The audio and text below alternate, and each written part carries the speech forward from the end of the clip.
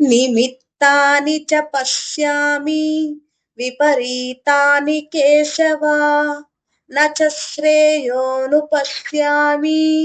హత్వా స్వజనమాహవే.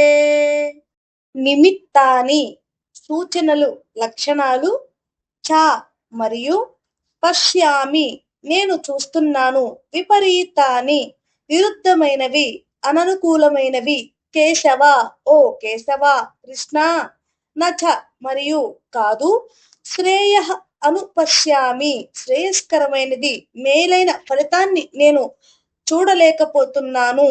హత్వా చంపిన తరువాత, స్వజనం స్వజనులను తన వారిని, ఆహవే యుద్ధంలో. ఇప్పుడు తాత్పర్యం చూద్దాం రండి. ఓ కేశవ, నేను అననుకూల సూచనలనే చూస్తున్నాను. యుద్ధంలో నా స్వజనులను చంపిన తరువాత నాకు ఏ మేలు కలుగుతుందని నేను అనుకోవడం లేదు. ఇప్పుడు సందర్భం చూద్దాం రండి. ఈ శ్లోకం అర్జునుని విషాద యోగంలో భాగం. అర్జునుడు యుద్ధరంగంలో ఉన్న పరిస్థితిని గమనించి తనలోని ధర్మ సంకటాన్ని వ్యక్తం చేస్తున్నాడు. యుద్ధం మంచి ఫలితాన్ని ఇవ్వదని, యుద్ధం శుభాన్ని తీసుకురాదని, స్వజనుల హత్య వల్ల శాశ్వత దుఃఖమే మిగులుతుందని అతనికి స్పష్టంగా అనిపిస్తోంది. ఈ శ్లోకం అర్జునుని అవిశ్వాసం మరియు ధర్మ సంకటానికి గాఢమైన ఉదాహరణ.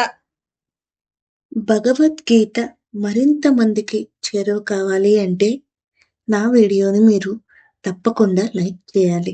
లైక్ చేసి మరింత మందికి చేరువయ్యేలా చేస్తారు అని కోరుకుంటున్నాను. ధన్యవాదాలు.